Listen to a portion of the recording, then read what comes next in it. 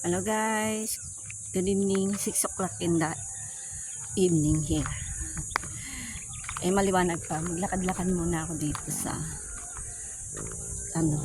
paligid ng bahay namin, pero medyo malayo-layo konti. Maganda kasi dito guys, pagpadilim na. Gusto kong maglakad-lakad dito, walang masyadong tao pag ganitong oras. Hindi makita niyo yan. Ganda dito pag ganitong oras kasi wala na yung mga kambay mga kalabaw, tinanggal na. Tingnan mo yung bulak guys, naglalabasan na yung bulak, ano ba yung bulak ba, makikita nyo ba? Ay no, yung bulak ko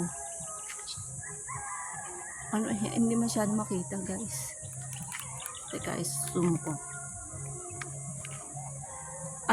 Piyesta kasi ngayon dito, kaya maraming nagkakantahan guys. Ayun o, ang daming bulak o.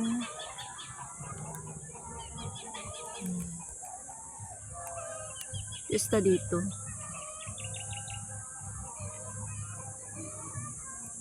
Sa bahay may din, may handaan, pero hindi. Mahiya kasi ako pag maraming tao guys. Hindi ko naman masyadong kilala kasi ngayon lang ako nag-stay dito sa amin nang medyo matagal. Kaya pagka nandiyan yung mga tao, nagtatago ako sa kwarto, hindi ako lumalabas. Pagka malis na sila, saka ako lumalabas. Ngayon, andun pa nagkakantahan sa may namin sala. Kaya tumakas ako, lumabas ako. Kasi nahiya ako guys. Oo, mahihayin ako pagka maraming tao. Lalo na't hindi ko kilala, nahihiya ako lumabas ng kwarto. Kaya pinapabayaan ko na lang sila. Sila ate ko na nag-aasikaso. Kaya ito, paggabi na, saka ako maglalakad dito para wala masyadong tao. Ang ganda dito, kaya masarap mag-date dito. Sana kung may ka-date, wala naman akong ka-date, kaya mag-isa na lang ako maglalakad. Papakita ko sa inyo guys, dito kasi yan mo bundok kasi dito sa tabi ng paligid ng bahay namin. 3 lang yung kapitbahay namin. Yan sa baba dyan, yan marami ng bahay dyan. Pero medyo malayo na kasi sa amin yan. Yan. Diba? Probinsya, diba? Ang ganda. Masarap tingnan. Kaso nga lang, hindi ako pumupunta sa mga handaan kasi nahiya nga ako. Nahiya ako. Lalo na pagkakainan na, nahiya ako. So, seryoso. Mabuti pang magsawsaw ako ng asin kaysa makikain sa kapitbahay namin. Nahiya talaga ako. Mahihain kasi ako guys. Papakita ko lang sa inyo dito pagka ditong oras. Lalo na mamaya, maganda na dito pagka padilim.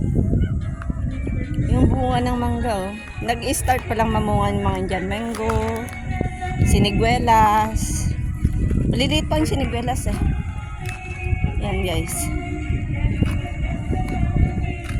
Tingnan, maganda, masarap na pumunta dito pag ganitong oras na kasi wala na yung mga trabahador. May mga trabahador kasi dito guys. Ayan nag-aayos dito, kaya takot ako pumunta pagka maraming tao. Kaya dito na lang. Diba ang ganda? Naririnig nyo may kumakanta.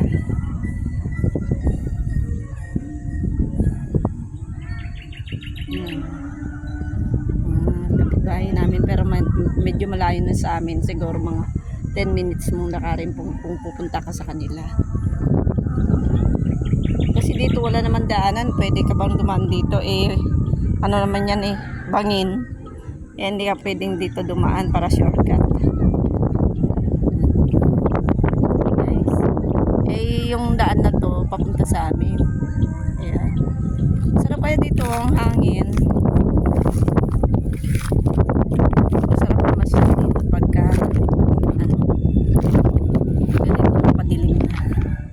Di ba? Mukhang liwayway ba tawag dyan? O, di ba mukhang liwayway ay umaga yata. Yun o hapon. Di ko alam. Diba?